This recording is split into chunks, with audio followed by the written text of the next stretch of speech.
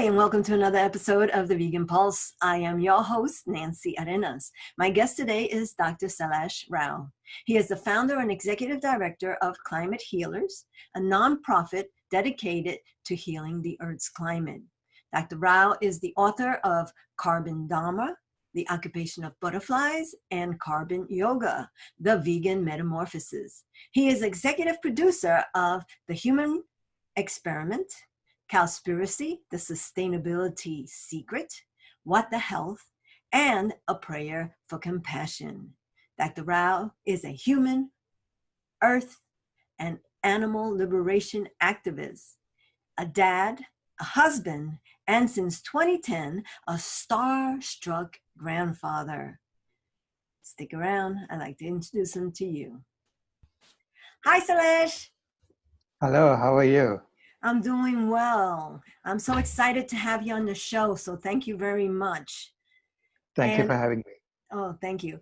I want to ask you, what is our climate position right now? What's happening? Well, we are in a very critical position. We are triggering a lot of positive feedback loops, and they are liable to just take us to a hothouse Earth if we don't do something about this. So we are literally in the next few years, maybe in the next 1 to 2, 3 years, we have to completely change our lifestyle. And we have to start becoming healers and then caretakers of the planet, as opposed to just living on the planet as if we own it and we can do what we want. Because I was going to say, how do we give birth to a caretaker species mentality? Yeah, we have done this before. You see, this is the thing about human beings, is that we are the only species on the planet that's gone from being a prey to a predator. Okay, so we were a prey species because we really don't run too fast, we don't climb too well, we cannot smell too well, we don't hear too well, we don't see too well. We are a very ordinary species in that perspective, and so we were a very easy prey for a lot of predators. And this forced us to use the materials on Earth to create weapons and develop a technology so that we can become more powerful, so we can protect ourselves. And so soon we became a predator species from a prey species. So we're the only species that has gone through this transformation from a prey to a predator. And as a predator species, we have now become the top predator on the planet, and we're literally killing off the planet so we can do what we want. We are so powerful. Now we are called to become a caretaker species.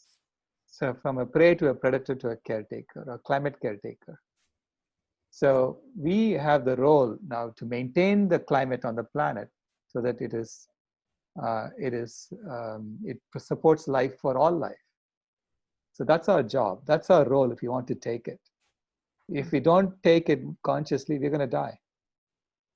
I see. I remember that you were here a couple of years ago. We had you speak here, and you talked about how you were kind of an environmentalist, and then you took a look at your granddaughter, and all of a sudden things changed for you. Can you tell me a little bit about that? Yeah, as an environmentalist, if you're really working on the environment, you will get depressed. So I was pretty depressed after 4 years of working on the environment. I thought there's nothing I could do as an individual, and we were just going to go down the toilet bowl and sink, go away. And then when my granddaughter was born, I held her in my arms for the first time when she was a month old, and I had this feeling of perfection. So she convinced me just by smiling at me that she belongs exactly as she is, and that we all belong exactly as we are, and that we are not telling the right story. See, when we tell the right story and we start playing the right game, we can coordinate our actions to do the right thing. So far, we are playing a game of Monopoly in which more and more goes to fewer and fewer people. And we are telling a story in which we don't belong. We are the top predators and we're going to kill everything off. And so we need to change our stories and change our story to a story in which we do belong exactly as we are as a species. And with the technologies that we have created, we now have the ability to become a conscious caretaker species of the planet. And so she convinced me to just change my outlook on life, and I really tell her that she brought me to faith. And I'm very excited about your project, Vegan by 2026. I'm all for it. I'm signed up. So tell us a little bit about that and how we can make that happen. Yeah, going vegan is really at the foundation of becoming a caretaker species. Uh, it without that foundation, you won't have a new game or a new story in which we can thrive, right? So currently with our animal agriculture, we are literally destroying the planet. It's the number one reason why we are destroying the planet, not just from a climate perspective, from every other perspective too. So, so it's the foundation of the current system of normalized violence that we are in. So we need to create a system of normal non-violence in which we ordinary people live their ordinary lives and the planet thrives as a result of that. And we can create a game like that, and that has to be based on a vegan foundation. So my granddaughter basically uh, put me, against the wall and said, "When are you going to get it done by?" Right? Literally, that's what happened. So when she was 6 years old, I was reading a story to her in bed, and then at the end of the story, she asked me, "Grandpa, who are the first human beings?" So I tried to explain to her how evolution works. So I said, imagine that you're standing on the street and you're holding your mother by your hand, and you ask your mother to bring her mother to stand by her side, and so on. And you create a long line of mothers on this side of the street. And on the other side of the street, you ask a chimpanzee to do the same thing with her mother and her grandmother, and so on. By the time these two lines go from Phoenix to Tucson, they would merge. There'll be only one single line because both lines are going to say, "Oh, that's my mother too." Immediately, she sat up in bed and she said, "What? Are you telling me that animals are my family?" And I had never put it that way. I never thought of it that way, but she immediately got it. So I said, "Yeah, now that you put it that way, they are your family." And she said, "Then why are people eating my family?"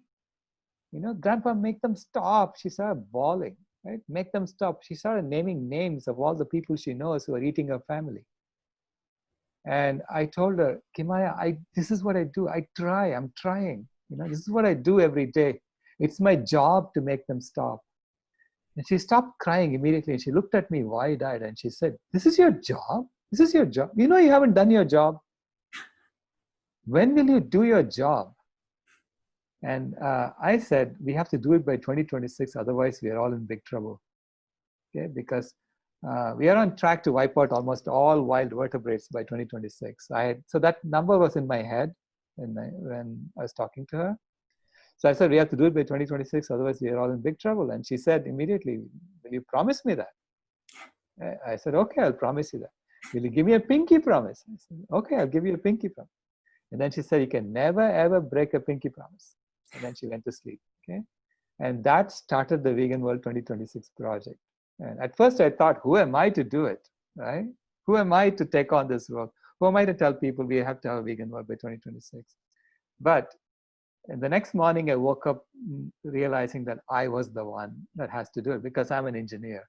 I'm a systems engineer, and it's a job of engineers to make things happen, to bring things to fruition, to set an intention out there and to get it done. So that's how the project started, and it's been now almost more than 3 years, and it's going well. I really see the COVID-19 as the chrysalis phase for humanity, where we have to think about what are we going to become when we come out of this phase. And Right. the more we try to get out without doing our homework, the COVID is going to put us back in the chrysalis, which is what it's doing. Yeah. And you think that hopefully COVID makes people think about what they're consuming, what they're Mm-hmm. ingesting, and how we're treating animals. And if, they are complaining about being in lockdown for, these past 3 months, imagine for the rest of our lives because we continue to do this and then destroy the world. Um, and then there is no normal world as we have known it in the past.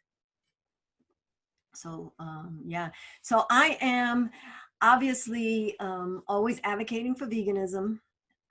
Funny that your granddaughter said that about they're my family. I made a speech that said meet my other family, which was all about Mm. animals. And I just love the fact that you did that pinky swear. Yeah. And I am here to support you and support all other vegans who want to help join you and this whole project for the whole of the earth, the animals and humans. You know, people forget that we're also fighting for humans and their health. Mm. Absolutely. It's for not just our physical health, our mental health, our spiritual health. Everything will improve when we stop hurting animals unnecessarily, and deliberately. That's what we're doing right now. Well, So, yeah. Well, I thank you for being on the show. I surely appreciate you and what you do. Say thank you to your granddaughter for getting you on that path as right. well and keeping you to it. And again, hopefully, not hopefully, we will have vegan by 2026. Oh, yes. I have a promise to keep, and I intend to do everything in my power to keep it. Thank you very much for Thank having me. you. Appreciate it.